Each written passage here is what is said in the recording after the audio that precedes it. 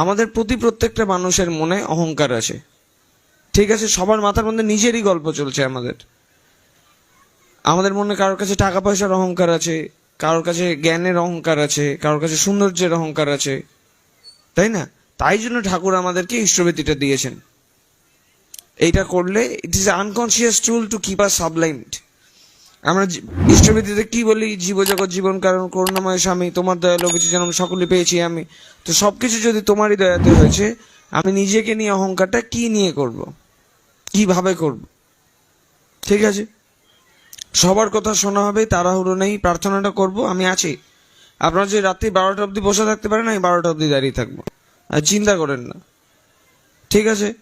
রাত্রি 2টো 3টে 4টে ভোর 4টে আমি দাঁড়িয়ে থাকবো, বোঝা গেছে? আমার মুখের ভিতরটা জ্বলে আছে, আমি পেন কিলার খেয়ে আছি আপনাদের সাথে খালি কথা বলবো বলে, গলা ভেঙে গেছে, আওয়াজ শুনে বোঝা যাচ্ছে না, তাই না? তাহলে একটু আমার সাথে সহানুভূতি দেখান। আপনারা আমাকে ভালোবাসতে এসেছেন, তাই না?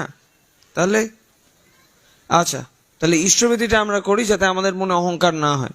এইখানে যারা আছেন বোকাদের মতন আমরা কথা বলবো না যে ইষ্টভীতি করুন আপনাকে ঠাকুর রক্ষা করবেন, এরকম টাইপের কথা বললে খুব মার খাওয়ার মতন যোগ্যতা আমাদের, ঠিক আছে?